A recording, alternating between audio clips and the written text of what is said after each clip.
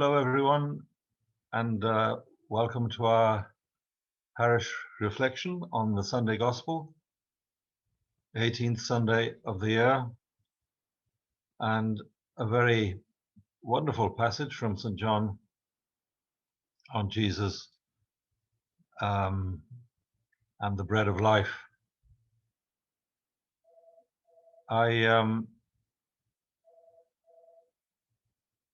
It is a wonderful passage, and you could dwell on every line of it, and it would give you much, if you don't mind the pun, it would give you much food for thought. And the teaching that Jesus gives, he concludes by saying, "I am the bread of life. He who comes to me will never be hungry. He who believes in me will never thirst." The people have been asking for a sign, even though not long before they had the sign of the feeding of the 5,000. They want another sign. And our Lord is impatient with them, really.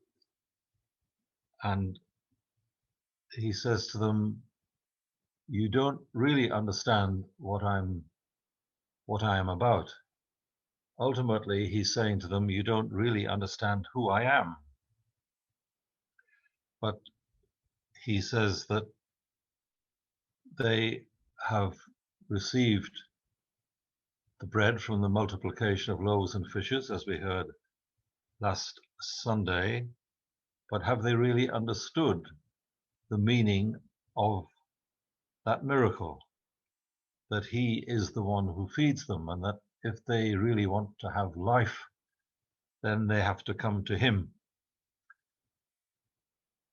It's interesting, if you can remember that wonderful passage earlier in St. John's Gospel, where he speaks with the woman at the well, and that when he speaks with the woman at the well, it wasn't about bread that they spoke, but it was about water, the living water.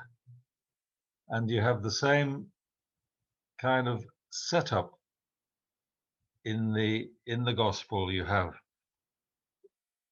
one person using the word water in one way, Jesus using the word water in another way. The people in this passage that we're looking at today speak about the bread from heaven, which was the manna that fell and formed in the desert, and Jesus talking about the bread from heaven, which is himself. So you have this misunderstanding,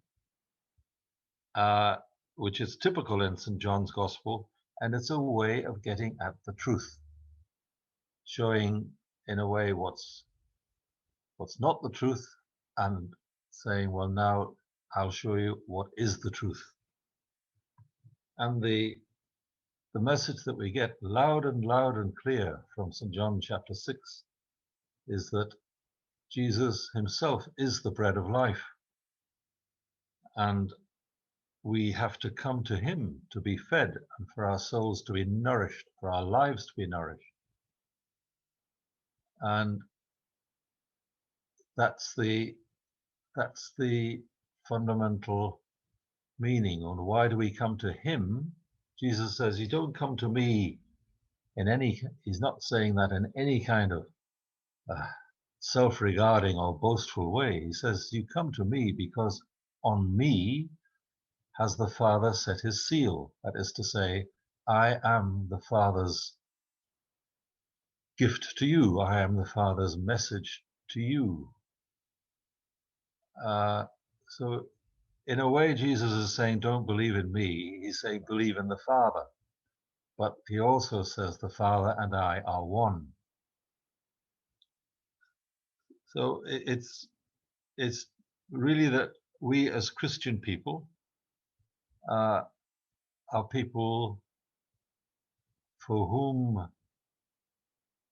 our way of life, our guidance, for the way to lead our lives is found in this person and in this relationship with this person. And it's something that we just have to keep reflecting on and walking with him and allowing our Lord's own life and grace to shape our lives and to direct our paths. The people found this very difficult. They say later in the Gospel of John, in this same chapter, this is a hard saying, and we can't believe it. That's when he refers to himself specifically as the bread of life. But the message is the same for us, that we are people who are formed by our relationship with him, our friendship with him, our response to his promptings. That's our joy, that's our challenge, that's the gift that we can give to the world.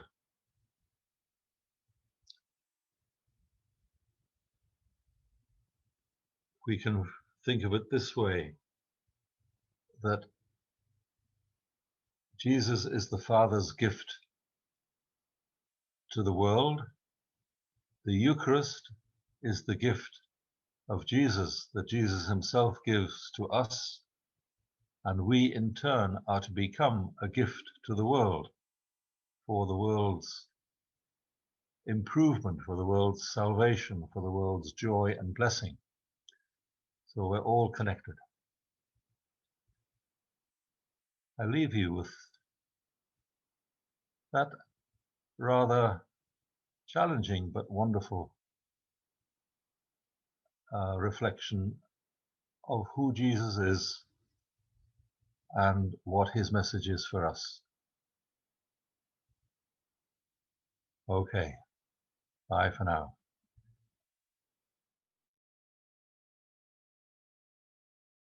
This week we are starting again to have our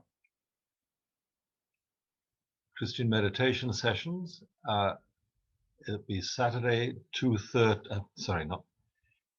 Tuesday 2:30, and we'll meet in church.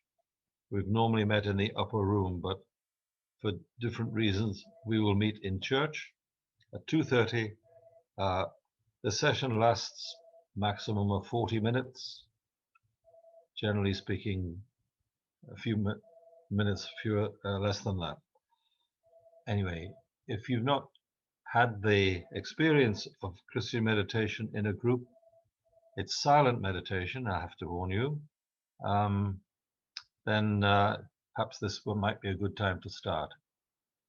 We who have used this method of prayer for a while find it extremely helpful. And then another notice for you this week is to mention that one of our parishioners, Catherine Toriuson Jones, is taking part in a half marathon in London tomorrow, August the 1st, raising money for CAFOD. And in the newsletter, there's a link for anybody that would like to contribute to her effort. She hasn't run a half marathon before, so she's set herself quite a challenge. And I encourage you to be your normal generous selves in supporting her. There'll also be a way of contributing directly in the church. Have a good week, and we'll look forward to being with you this way next weekend. Thank you.